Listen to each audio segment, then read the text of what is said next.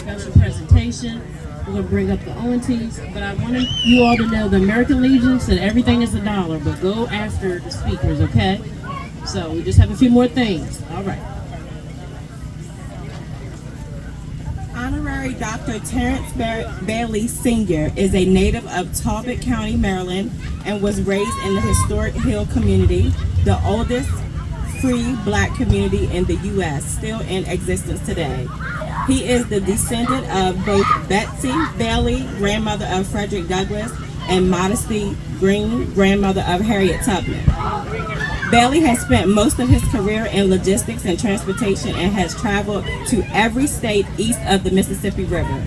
In the Bailey family tradition, he also served 10 years in the Maryland National Guard, including 1-year deployment in, excuse me if I say this wrong, Kandahar, Afghanistan with the 115th Military Police Battalion, 1st Combat Team, 1st Armored Brigade. Bailey was also involved in several historic missions and was a member of the Guardian Angel Detail that provided security to the first generation female of Afghan police officers during their training. He also was selected to operate the Battle Space Control and Command Vehicle while providing force protection for 1,800 soldiers and civilian personnel. In February 2021, Bailey established the Bailey Gross Family Foundation and Operation Frederick Douglass on the Hill.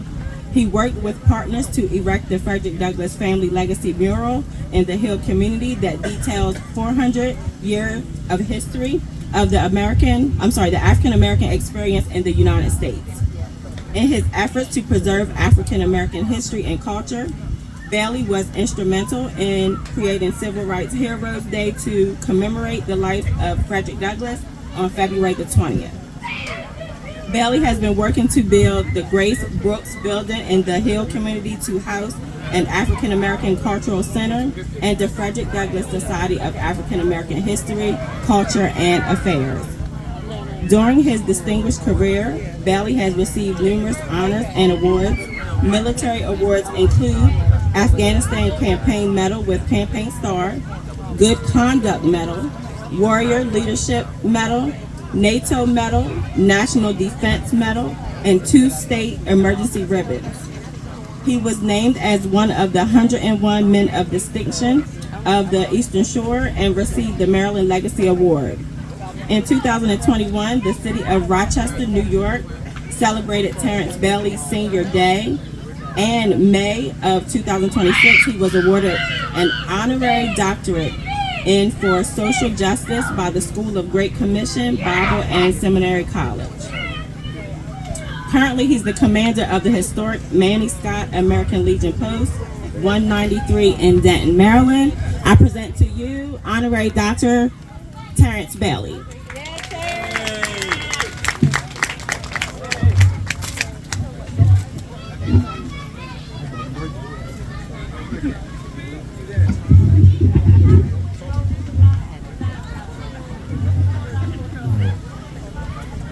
Thank you, everybody. Do me a quick favor. Look to your left and say, "Hey, cousin, I'm honored to be here with you."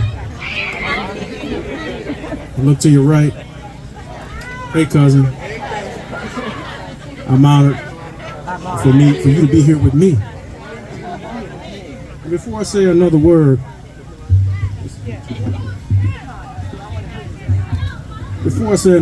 I want everybody to take the time to look around at these trees, the grass, the soil.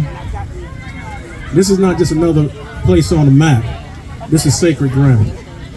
Long before there were museums, monuments, history books, speeches, and celebration, there was this land. Before Harriet Tubman became known as the Moses of our people, this was her home. This is where her parents lived. This is where the land that encouraged her to fight for freedom. And this is where she learned faith. This is the land where she learned that freedom was worth any sacrifice. This is the land where a little black girl can look out across the fields and dream of something greater than bondage. And a generation later, we stand together because she refused to surrender that dream. Today, we celebrate Juneteenth. We gather to celebrate freedom. And to be honest, Juneteenth is not simply a celebration. It's a reminder of how long justice was delayed. A reminder that freedom on paper and freedom in practice are not always the same thing. I'm standing here on this sacred ground and reminded that my story is not different than the struggle for same that most African Americans have experienced. For much of my life, I did not know the story of my family, not in full. I did not know the depth of my family's connection to African American history, or to American history for that matter. Like a lot of black families, parts of our history was hidden. Not because our elders were ashamed, and not because they wanted to forget, but because they understood the dangers of being black in America. My elders did not want me running around town claiming that Frederick Douglass was my great uncle. They did not want me proclaiming that Harriet Tubman was also a family member. They knew that there was a time in America where a young black child carrying that type of pride could be a target. So they protected myself, my other cousins, my nieces, nephews, uncles, and all the youth in the family. Like many African American families, they passed down history quietly. They whispers instead of announcements, and memories instead of headlines. But eventually, the truth found its way home. And what I discovered changed me forever. Because once you know who you are, it becomes much harder for someone else to define you. Once you know where you come from, you walk differently. You stand a little different. You speak a whole lot different. And you understand that you are part of something bigger than yourself. And that brings me to a question that weighs heavy on my heart as America prepares to celebrate its 250th anniversary. Now, I'm not a great orator like my great uncle Frederick Douglass was. And forgive me if I'm being a little too bold. But Frederick Douglass asked in 1852, and it still echoes through history today, what to the American slave is your 4th of July? Today I ask, what is your 250th anniversary of America to the descendants of slaves? What does 250 years mean to descendants of people who built this nation without wages? What does it mean to those whose ancestors planted crops, built the roads, erected the buildings, generated the wealth that made your America a world power? What does it mean to descendants who were denied liberty while building a nation dedicated to liberty? I say this is not my anniversary, but it is yours. But this is not a question that was meant to divide. These are questions of truth. Because a nation mature enough to celebrate itself must be mature enough to examine itself. The history of America is one of greatness, but it's also one of contradiction. The Declaration of Independence said that all men are created equal, yet millions remained enslaved. The Constitution established liberty, yet millions were denied its protections. America proclaimed freedom while practicing bondage. America preached equality while enforcing inequality, yet despite this, black people never gave up. The very people who suffered the most from America's failures never stopped believing in America's possibilities. This is one of the greatest acts of faith in American history. Our ancestors believed in freedom when they were denied it. They believed in justice when they rarely received it. They believed in democracy even though they could not vote. They believed in America even when America did not even believe in them. Frederick Douglass called the Constitution a glorious document. And as a combat veteran, I agree. It is a glorious document, but only when applied equally. Only when justice does not depend on race and does not depend on your status. Only when liberty belongs to all Americans. When the Constitution is enforced selectively, it becomes little more than words on a rag. Its greatness depends upon its willingness to be upheld fairly. So let's be honest. As America turns 250 years old, freedom's work is not complete. Voting rights remain under attack. Economic inequality remains reality. Educational disparities, healthcare disparities, And the descendants of enslaved people continue to fight for recognition, opportunity, and justice. Reparations remain unresolved and the wounds of history remain unhealed. The promises of equality remain incomplete. But this is not pessimism. This is reality. But reality has never defeated our people. Because if there's one lesson this land teaches us, is that its impossible odds are meant to be challenged. Harriet Tubman did not wait for perfect conditions. She created change. She walked through darkness, guided by faith, and returned again and again to rescue others. She risked everything because she understood a simple truth. Freedom is not something you keep for yourself. Freedom is something you share. And if Harriet Tubman could challenge slavery itself, surely we can challenge injustice in our own time. But there's one thing it always bothers me. It bothers me to no end. That far too many of our people are taught to be ashamed of their blackness, ashamed to be African, ashamed to be descendants of the enslaved, ashamed of the very people who are responsible for our existence. I've seen people spend years researching family history to prove they are anything but African. Think about that. How powerful must the lie be for you to reject your own origins? How powerful must the propaganda be if it teaches descendants to despise the very ancestors who fought to ensure that you would live? What are you ashamed of? Are we ashamed of being on the auction block? Are we ashamed that our ancestors were laid on by the whip? Are we ashamed that they turned scraps into mills and suffering into strength? Are we ashamed that they built churches, schools, businesses, families, communities, and anything else out of nothing? No, we shouldn't be. These are the strongest people that America has ever produced. They endured what many could not. They survived what many would not survive. And they transferred their suffering into progress, their slavery into a trip to Congress, their slavery to the Senate, from slavery to becoming judges, educators, police officers, ambassadors, entrepreneurs, and leaders. Their story is not one of shame, it's one of triumph. Their story is one of resilience, and it's one of victory. And standing here on the land of Harriet Tubman, I want every child listening to me to hear, you come from greatness. You come from survivors, builders, dreamers, freedom fighters, and don't nobody ever convince you of anything else. Never apologize for who you are. Never apologize for who you come from. And never apologize because of who your ancestors are. That blood runs through your veins and it has already overcome impossible odds.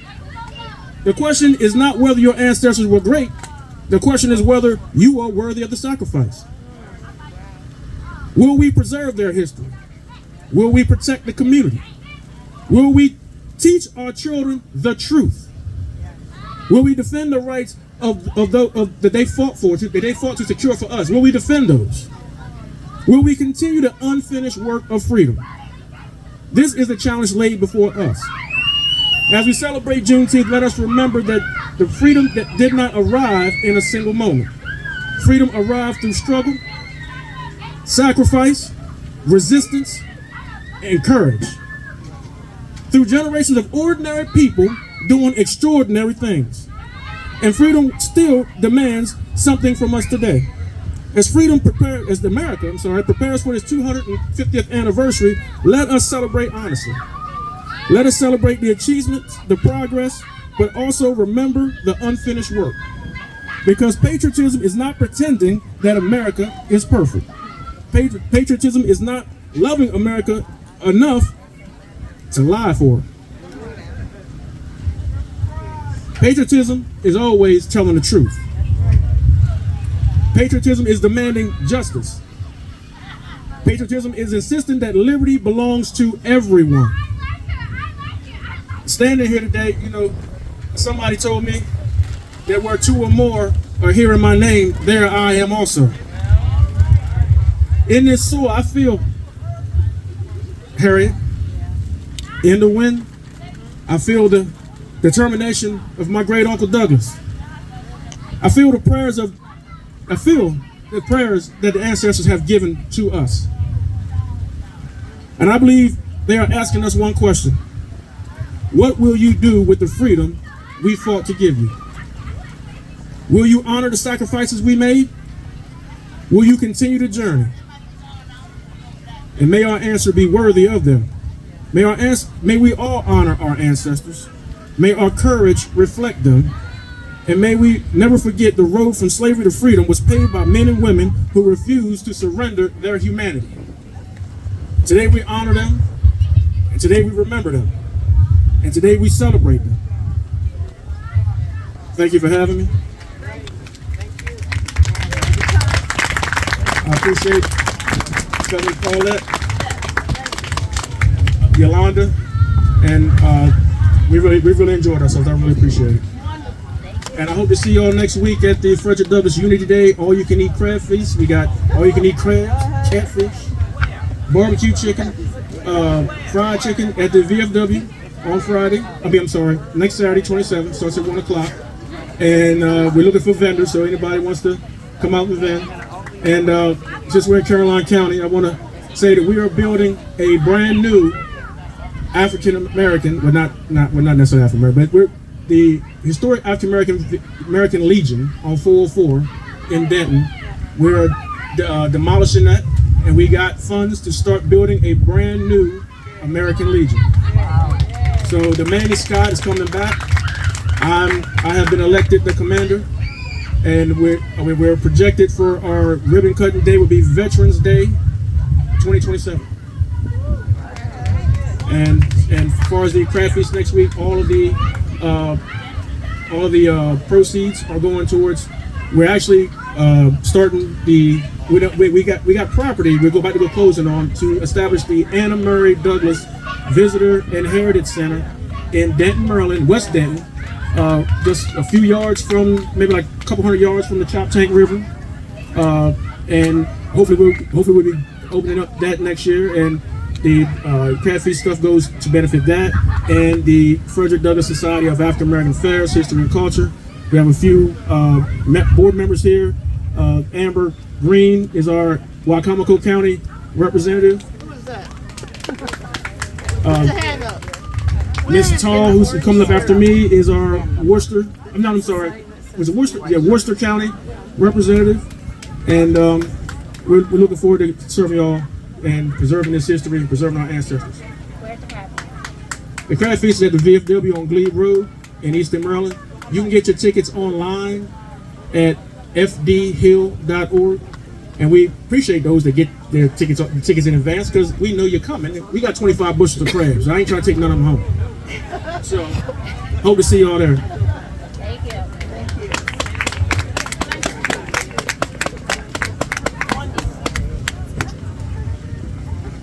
We share birthdays in addition to being cousins. April 29th.